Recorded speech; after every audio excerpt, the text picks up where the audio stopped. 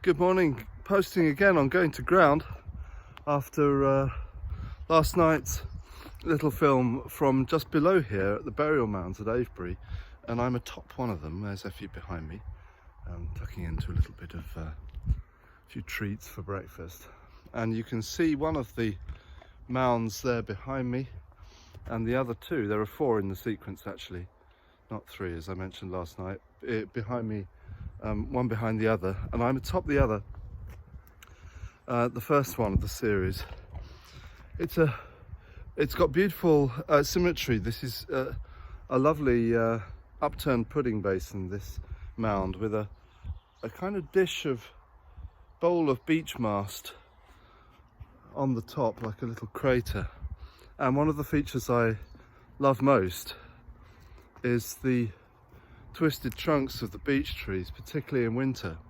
And I wonder if you can see those two to the side of me there, which are quite spectacularly corkscrewed, like a dishcloth wrung out, twisted round. Look at that. And I don't know how that happens. Some of you may do. I suppose they're stretch marks from the strain of growing, but they have this quite ethereal beauty because the trunks are pale in winter, and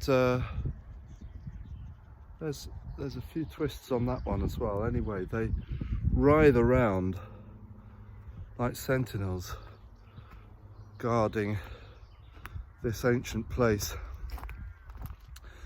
But how can we really know what happened in the past? And certainly at sites like this, where there is such a riot of speculation and inquiry about what the purpose and meaning of this ancient landscape was. What are the stone circles about? What's Avebury for? The Ridgeway, which is behind me here, and behind me now is Silbury Hill. So this is the landscape that we film Going to Ground from very regularly. So much is being interrogated. This ancient past is being interrogated so vociferously that it's very hard to hear anything but the speculation of the present day or of recent centuries upon the past. As soon as you try to attend to the landscape, you just hear the cacophony of competing interpretations. And the same is, of course, true about religious history of a different kind, the Christian past. As we interrogate the Bible, it's very hard to allow Scripture or the biblical times, the life of Christ, to speak to us unless we pipe down, really. So there's something about about the need to attend in silence and humility to what the authoritative events might yet whisper across the centuries. Do you see what I mean? And there's only so much of that you can do whilst we are talking, whilst we are writing, whilst we are conversing about it.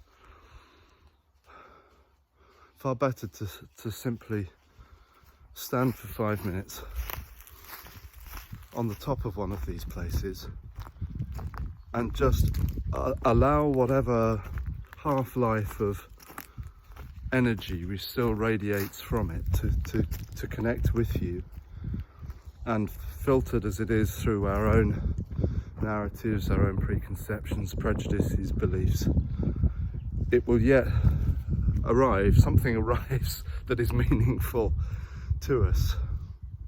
We have to be still, as the psalmist says, be still and know that I am God. And we have to do the same about the Christian past, about the Bible. I was teaching a group of curates or leading a workshop with a group of curates about preaching, about giving sermons this last week. It was great, and one of the first things that we said was, you just have to begin by being silent and recognizing that you can say nothing at all. I don't bring anything.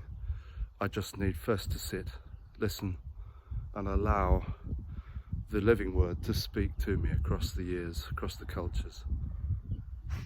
That's what we're doing here today, in a small way, on a walk in the countryside on a bitterly cold March morning. I have to say, I wish I'd brought my gloves. But I hope that you'll be able to take some space likewise when you can allow whatever it is that you are wanting to speak to you, a work of art, the truth of a situation that you're turning over in your mind. Oh look, there's a hare in the background. Sorry. Scarpering off over the field. It's my first one of the year. Oh, that's phenomenal. There's a March hare. Effie will be after it if I don't put her on the lead. That's really exciting. Sorry, that interrupted my rather reflective conclusion. But I do trust you'll be able to pause and allow the past to speak to you. And God bless you, friends, as you go to ground from Avebury.